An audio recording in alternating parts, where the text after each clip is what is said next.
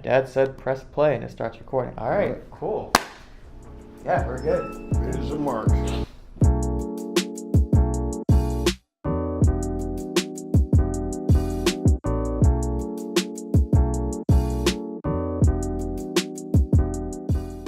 Courtney Sparkman, CEO and founder of OfficerReports.com. Originally from Chicago, born and raised there, but there was, it's kind of cold in Chicago, right? Cold, windy, snowy, and I was pretty accustomed to it, but it was just this last winter, I think it was the winter of like 2012 or something, 2013.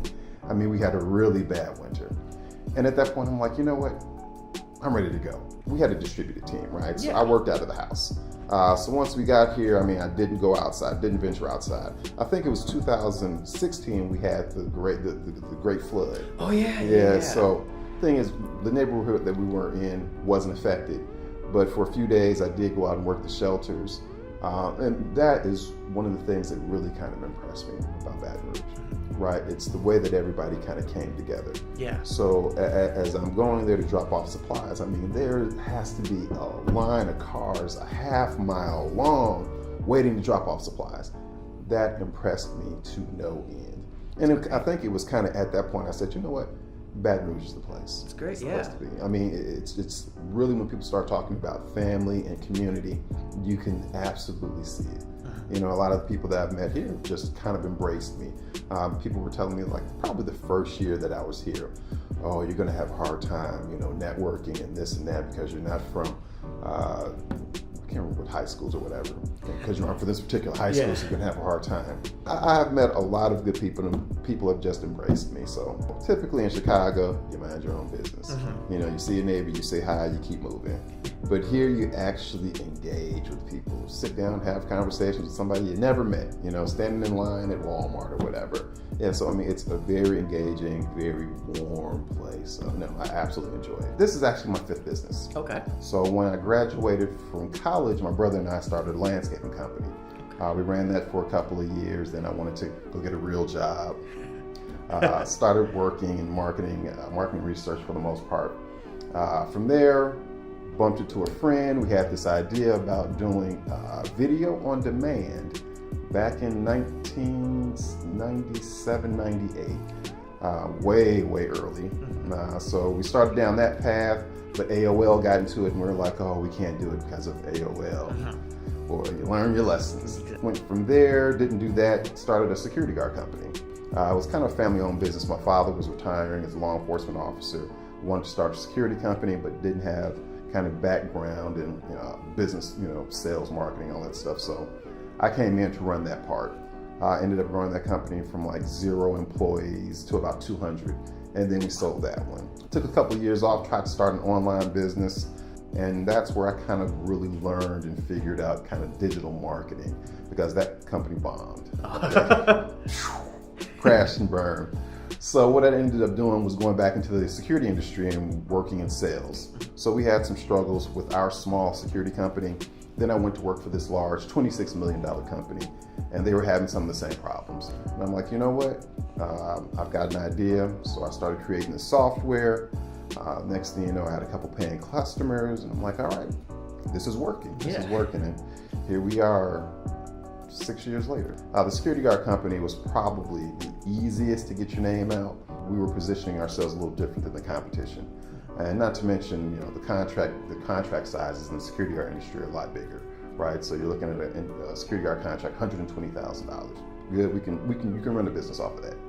But coming over into Officer Reports, so I tried to grow Officer Reports the same way that I did the security company, right? And that was just a lot of cold calling, a lot of emailing. But what I realized pretty early on was that the contract sizes of our customers with Officer Reports, you're talking at that time was like $400 a year.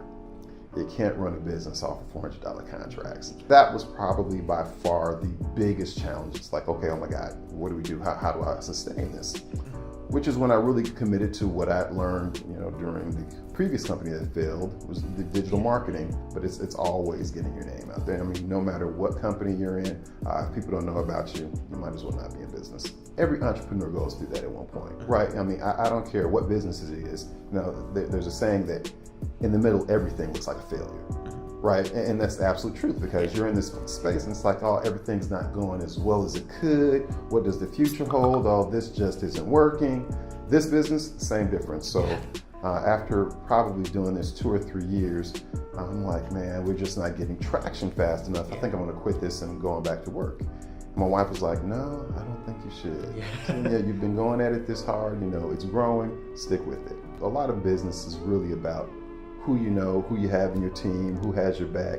Because without those things, you tend to go down the wrong path.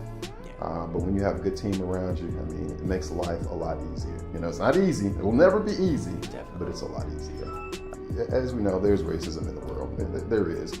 But how do you really know? Exactly. So someone might not like me because I'm taller than they are, or I didn't go to the right school, or I'm not from this particular city. Maybe it's because you're black.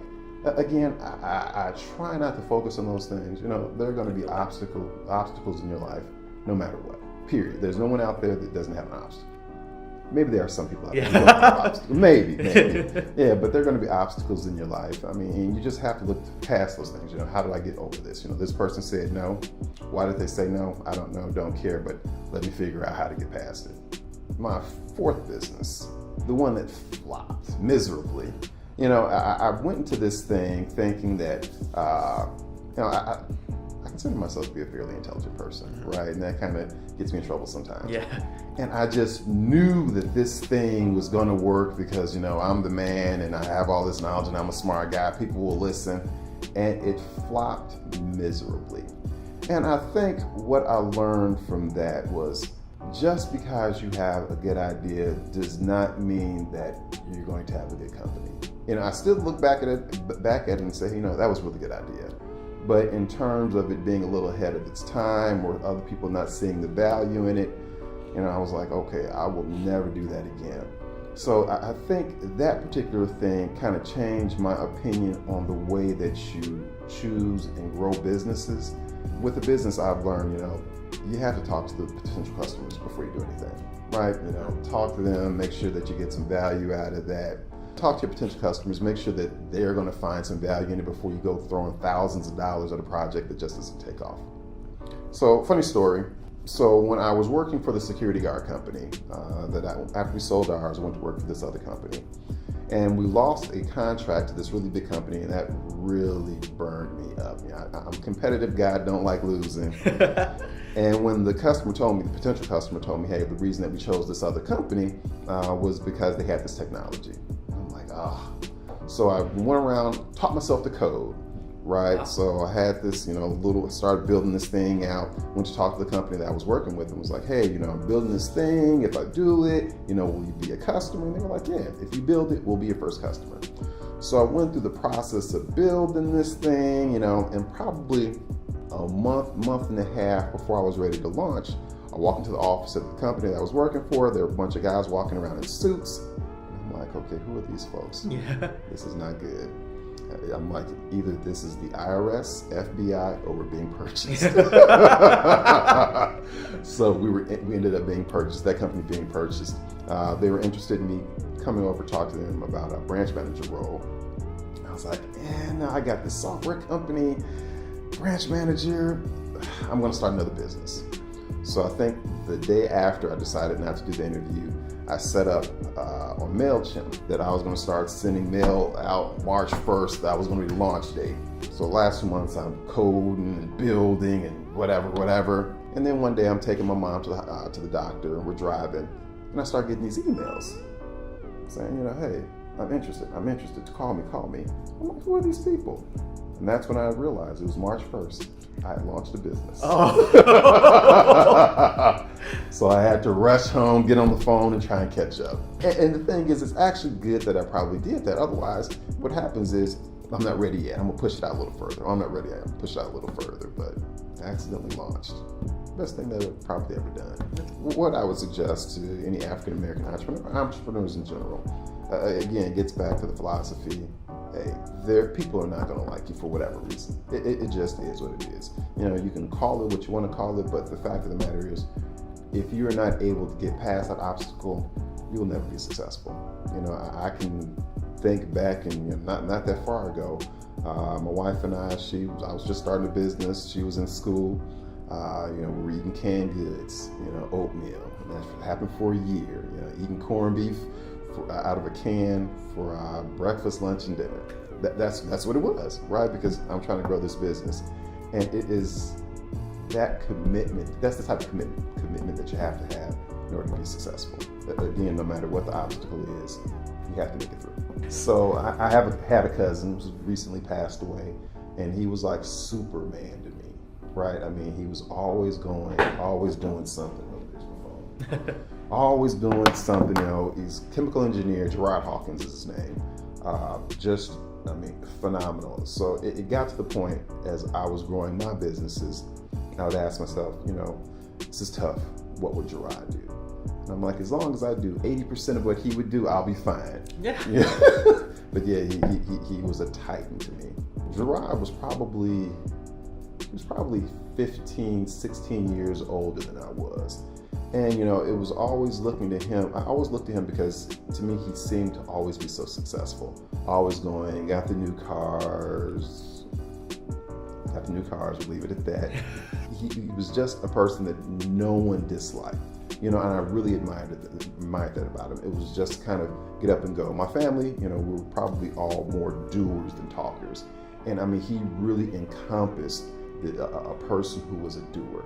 And just being able to see him go from where he was to where he ended up, I was just like, that is absolutely amazing. And just being in his presence, hanging out with him, I'm like, man, this dude, he was absolutely brilliant. So, he gave you a lot to aspire to. I can look at times, growing up as a kid where, he's doing this and he's got this patent, he's got that patent. I'm like, wow, this guy's really doing stuff, and then traveling the world. There wasn't any place that Gerard had gone, no place. I think at one point he said he was on the road, 10 months or 9 months a year. I'm like, wow, everywhere. So, he was just someone that was admired and loved by a lot of people.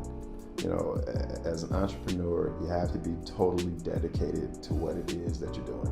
I talk to a lot of people who, think, I've got this side hustle, or I just want some residual income. Yeah, those things are cool, right? But you will never be able to scale those without full commitment to this one thing. Absolutely impossible. Second thing, obstacles.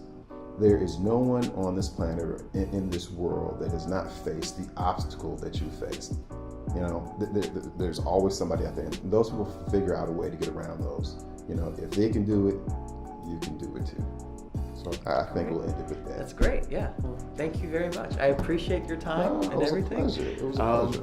I got to figure out how to stop that now. This is actually kind of a cool recorder. It is. I just wish I knew how to use it. Okay.